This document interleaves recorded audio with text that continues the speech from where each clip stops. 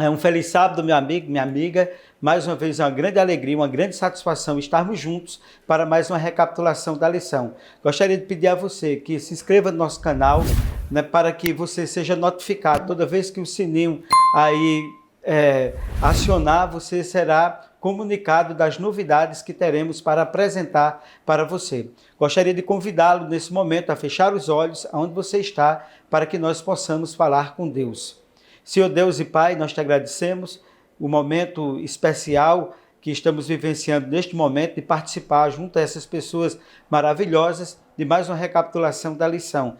Que o Teu Santo Espírito venha direcionar a nossa vida, o nosso conhecimento, direcionar a nossa compreensão. Em nome de Jesus. Amém. A lição desta semana que nós iremos recapitular neste momento tratou a lição número 10, a nova aliança. Aquilo que nós poderíamos entender, não é, sobre a aliança que Deus estabeleceu com o seu povo. Nós já vimos a aliança que Deus fez com Adão, com Noé, com Abraão, com o seu povo no Monte Sinai, através do seu servo Moisés. Hoje nós vamos estudar um pouco mais sobre a nova aliança. Eu convido a você para fazermos uma leitura do texto áureo desta semana, que se encontra no livro do profeta Jeremias, no capítulo 31, versículo 31. Vem comigo na leitura. Eis aí vem dias, diz o Senhor, em que firmarei uma nova aliança com a casa de Israel e com a casa de Judá. Aqui fala de uma nova aliança. E o que nós poderíamos entender? Nós poderíamos entender e dizer que a nova aliança é assim: o fundamento da aliança, a esperança fundamental que ela tem para nós, implica em algumas coisas. As condições fundamentais dessa nova aliança, para que nós possamos compreendê-la, são as mesmas encontradas na antiga. A aliança é a mesma, porque Deus, ele é único, Deus, ele não muda, Deus é eterno, e a salvação de Deus foi para o povo na antiga dispensação e é para o povo na nova dispensação. Portanto, sempre foi uma aliança de graça e de misericórdia da parte de Deus para com o seu povo, com base no amor transcendente, que transcende também as fraquezas e derrotas do ser humano. Deus não está preocupado com as minhas fraquezas, com as suas derrotas. Ele está preocupado em nós aceitarmos a aliança com Ele, para que Ele possa nos resgatar das nossas fraquezas e das nossas derrotas e nos fazer uma nova criatura. Nós estudamos que a aliança que Deus estabelece é uma aliança eterna. Eterna quer dizer o quê? Para sempre.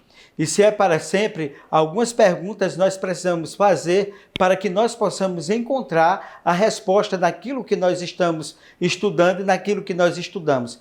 Primeira pergunta: por que então há rumores de um novo pacto, de uma nova aliança? Essa é uma pergunta importante. Segunda pergunta: o que diferencia esse novo pacto da velha aliança, ou seja, a velha aliança para a nova aliança? Terceira pergunta: quais as partes do pacto que não mudam? Essa é uma terceira questão importante. E para nós entendermos todo esse contexto, convido a você a irmos ao primeiro tópico da lição. Eis aí vem dias. E o texto se encontra em Jeremias, no capítulo 31, no versículo 33 até o versículo 34. Vem comigo na leitura. Mas esta é a aliança que farei com a casa de Israel. Depois daqueles dias, diz o Senhor, porei a minha lei no seu interior e a escreverei no seu coração. E eu serei o seu Deus e eles serão o meu povo, porque lhes perdoarei da sua maldade e nunca mais me lembrarei dos seus pecados. Texto profundo, texto maravilhoso, que nos traz algum entendimento e alguma reflexão especial. É que o povo de Israel, por sua infidelidade, demonstrada sucessivamente nas linhas e nas entrelinhas do Antigo Testamento, havia quebrado a aliança que tinha feito com o seu Deus. E por essa razão, Jeremias profetizou a celebração de um novo pacto, de uma nova aliança entre Deus e o seu povo.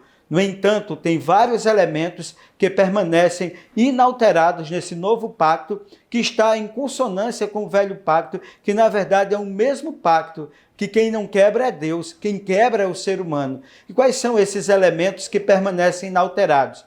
Primeiro, é o mesmo autor. Quem é o autor da aliança? Deus é quem promove a aliança. Ele não quebra. Quem quebra é o ser humano. Segundo, é a mesma lei. A lei de Deus é a base do pacto.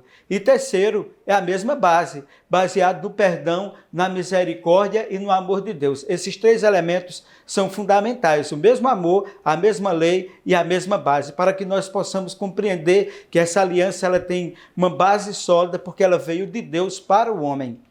E nesse sentido, é importante nós percebermos o seguinte: o novo pacto é, de certa forma, um pacto renovado. É o ápice da realização do primeiro. E nós iremos entender muito bem no transcorrer dessa lição esses elementos constitutivos que nos ajudam a compreender o novo pacto. Convido a você agora para que nós possamos recapitular esse tópico, esse primeiro tópico da lição. Vem comigo na primeira pergunta. Quais os elementos que permanecem inalterados e foram apresentados pelo profeta Jeremias ao profetizar a celebração de uma nova aliança entre Deus e o seu povo? Assinale a alternativa correta. Letra A. Autor diferente, a mesma aliança e a mesma base. Letra B. O mesmo autor, a mesma aliança e a mesma base. Qual a alternativa correta? Parou? Pensou? Vamos lá? Exatamente a letra B. Essa nova aliança, no que ela tem semelhante à outra aliança, no que ela é igual, é porque é o mesmo autor, a mesma aliança e a mesma base da aliança, o amor e a misericórdia de Deus. Beleza? Entenderam direitinho? Vamos agora ao segundo tópico da lição, obra no coração. Oséias capítulo 2, versículo 20. Vamos ler o que nos diz o texto. Vem comigo na leitura. Desposar-te-ei contigo em fidelidade e conhecerás ao Senhor. Veja que coisa maravilhosa, né? Embora o povo de Israel tivesse sido infiel a Deus, quebrou o pacto, Deus queria restabelecer a sua relação de amor com o seu povo. É disso que se trata a nova aliança. Deus quer que nos apaixonemos por Ele novamente. Deus quer que nós voltemos ao seu povo no passado e a nós hoje. Deus deseja que nós venhamos restabelecer os elementos necessários. Para isso, nós precisamos nos apaixonar. Tenha uma relação de amor com Deus. Se apaixone por Deus, por suas verdades, por sua bondade e por sua misericórdia. E, meus queridos, Ele quer renovar nossos pensamentos e nossos sentimentos. Veja que coisa maravilhosa. O que diz lá em Jeremias capítulo 31, versículo 33? Darei minha lei em sua mente, e a escreverei no seu coração. Veja que coisa maravilhosa. Em Ezequiel 18, 31 diz: fazei-vos um novo coração e um novo espírito. Veja o que Deus, Ele fala em renovação. Pensamentos e sentimentos. E Ezequiel 36, 26 diz assim: eu lhes darei um novo coração e colocarei um novo espírito dentro de você. Isso é renovação dos pensamentos e dos sentimentos. No entanto, este também não é um propósito novo. É a mesma relação que Deus queria ter com o seu povo desde o início, desde o princípio. E em Deuteronômio capítulo 6, versículo 6 diz: e estas palavras que hoje te comando estarão sobre o teu coração. Que coisa maravilhosa. A palavra de Deus está no nosso coração para que nós nos apaixonemos por ela, para que nós nos aproximemos dela, para que ela nos liberte, para que ela nos faça ter ciência de que esse pacto que Deus estabeleceu é para o nosso bem, para a nossa salvação. Vamos agora recapitular esse tópico através da segunda pergunta.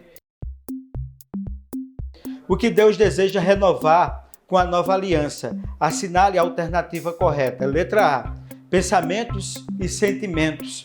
Letra B, as condições sociais e econômicas. O que Deus deseja renovar? Parou? Pensou direitinho? Letra A ou letra B? Vamos lá? Letra A, exatamente, né? Deus deseja renovar com a nova aliança os nossos pensamentos e os nossos sentimentos. Beleza? Entenderam direitinho? Colocaram na cabeça, na mente e no coração, acima de tudo? Vamos agora ao terceiro tópico, a antiga e a nova aliança.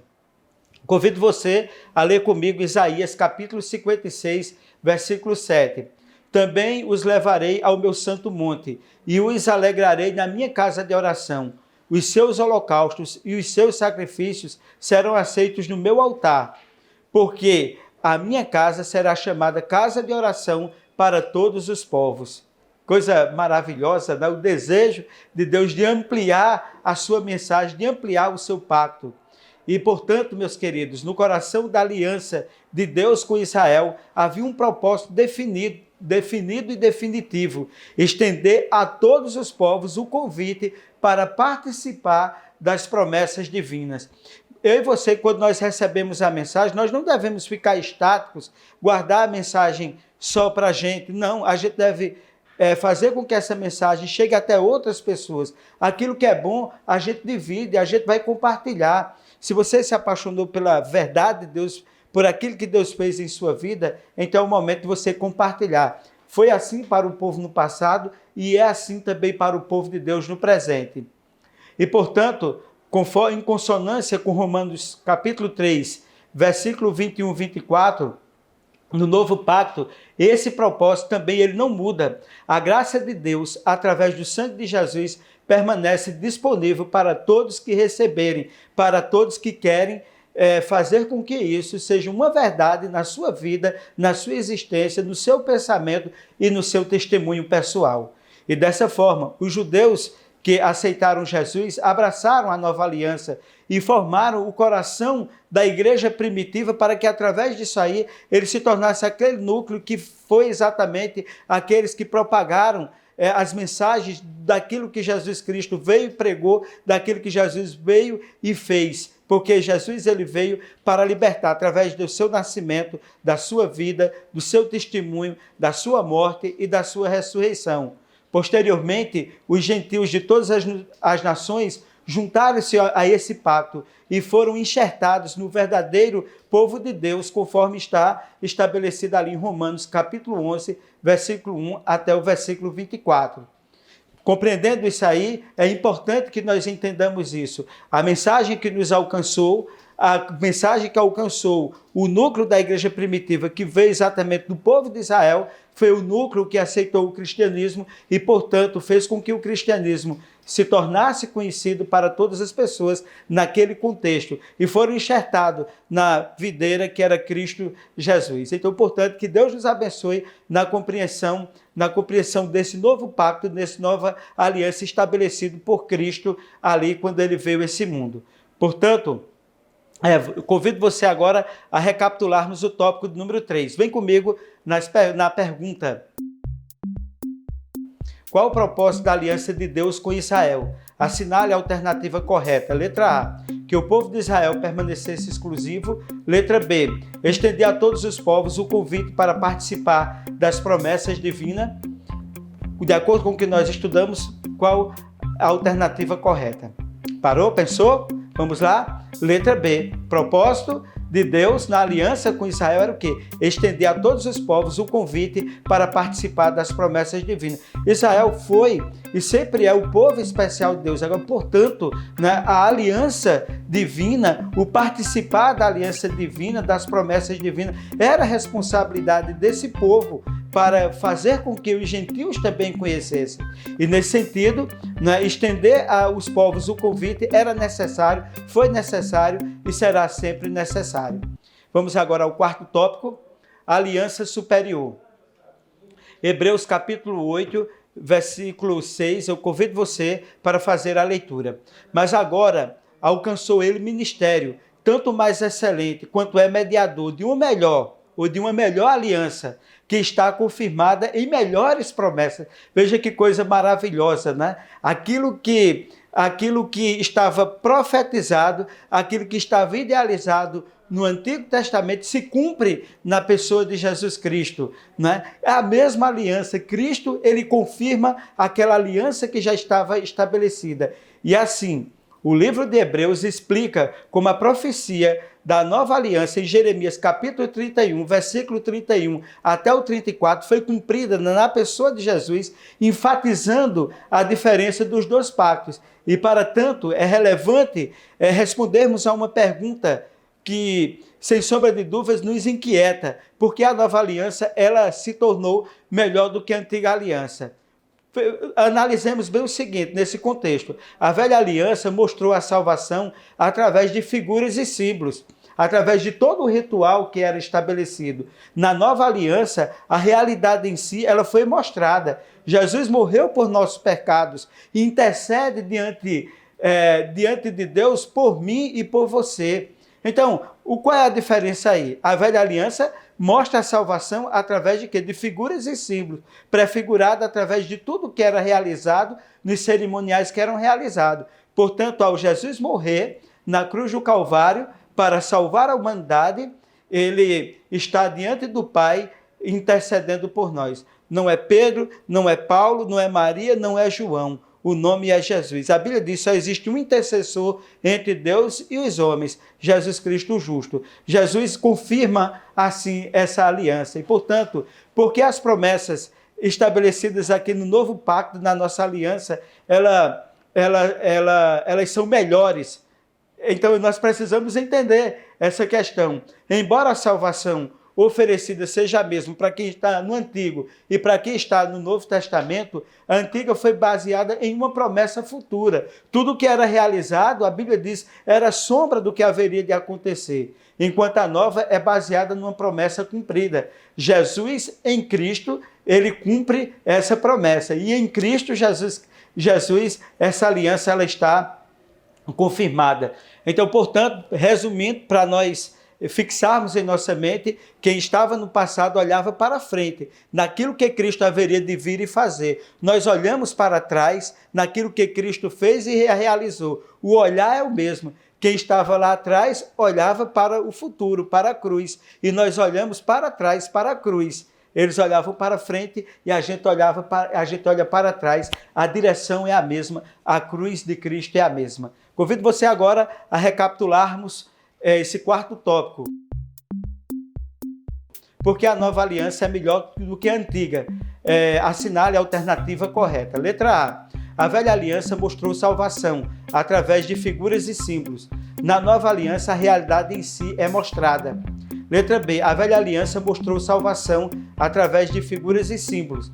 Na nova aliança, permaneceu as figuras e símbolos. Então, portanto, qual seria a resposta correta? Porque a nova aliança é melhor do que a antiga. Parou, pensou? Vamos lá? Letra A. A velha aliança mostrou salvação através de figuras e símbolos. A nova aliança é a realidade em si mostrada na pessoa de Cristo, na sua encarnação. O Verbo se fez carne e habitou entre nós, cheio de graça e de bondade. Que coisa maravilhosa, que Deus maravilhoso. O quinto e último tópico, sacerdote da nova aliança. Hebreus, no capítulo 2, no versículo 17, convido você a fazer a leitura. Vem comigo. Por isso convia que em tudo fosse semelhante aos irmãos, para ser misericordioso e fiel, sumo sacerdote naquilo que é de Deus, para expiar os pecados do povo. Assim, meus queridos, os sacrifícios oferecidos no antigo pacto não poderiam por si só limpar os pecados ou santificar os ofertantes. Isso está referendado em Hebreus capítulo 10, versículo 4. No entanto, os sacrifícios de Cristo, é importante dizer, sob a nova aliança, é suficiente para eliminar os nossos pecados e nos santificar. Nós somos justificados por Deus, nós fomos justificados. E a Bíblia diz que quando nós fomos justificados, nós temos paz com Deus. E ao ser justificado, que é exatamente Cristo fazer em nós e por nós aquilo que não é possível nós fazermos por nós mesmos, ele nos santifica. Eliminou o pecado e nos santifica. Não é para a gente ser santarrão, não. Quanto mais perto de Cristo, mais pecador nós nos enxergamos. Cristo vai nos santificando, Cristo vai nos purificando, fazendo com que nós venhamos crescer espiritualmente e o processo de renovação espiritual vai acontecendo. E dessa forma, a antiga aliança tinha sacerdotes imperfeitos, que tinham que ser renovados de geração após geração. Mas Jesus é feito o sumo sacerdote, Hebreus capítulo 6, versículo 20 diz, sacerdote para sempre, além disso, ministro do próprio céu, porque ele entrou uma vez por toda nos santos dos santos, diz também a epístola aos Hebreus. E o véu, quando Jesus Cristo morreu, ali na cruz do Calvário, o véu do lugar santo foi rasgado em dois. Mateus 27, versículo 51, traz-nos esse registro. Isso marcou a transição entre símbolos e realidade. entre o antigo e o novo pacto. E, meus queridos, Jesus Cristo, ele fez com que nós tivéssemos, através dele, acesso direto ao Pai. Muitas denominações, elas colocam que nós precisamos de santos para interceder, né? São milhares de santos que são colocados no universo cristão, principalmente, para ser intercessor. Mas, como eu disse anteriormente, só existe um intercessor entre Deus e os homens, é Jesus Cristo. Creia nele, entrega teu caminho a ele e coisas maravilhosas ele vai fazer na sua vida, na minha vida. Vamos agora à última pergunta número 5. O que aconteceu com o véu do santuário quando Jesus morreu? Assinale a alternativa correta. Letra A, o véu do lugar santíssimo brilhou. Letra B, o véu do lugar santíssimo foi rasgado em 2. Qual a alternativa correta? Parou? Pensou? Exatamente a letra B, o véu do santíssimo foi rasgado em 2, mostrando o livre acesso que nós passaríamos a ter a Deus através de Jesus Cristo.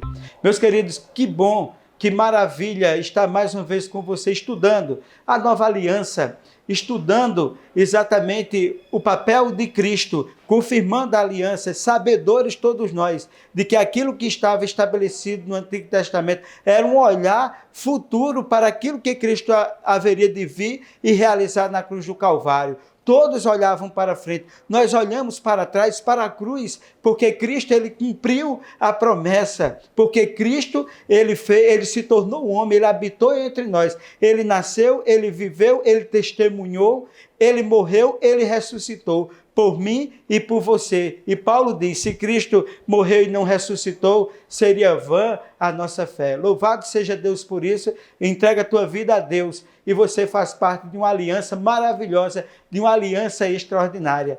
Que Deus nos abençoe sempre, que Deus nos faça compreender que nós fomos enxertados para que possamos todos fazer parte desse pacto maravilhoso. Convido você neste momento a orar a Deus, agradecendo a Ele por esses momentos de estudo. Senhor Deus e Pai, nós te agradecemos porque estudamos, porque recapitulamos a lição. Que ela tenha um proveito maravilhoso para a nossa vida espiritual. Abençoe a essas pessoas maravilhosas que nos acompanharam neste momento. Abençoe a vida, o trabalho, a história. Abençoe a família dessas pessoas, para que todos sejam abençoados por Ti. Nós te pedimos isso em nome de Jesus. Amém.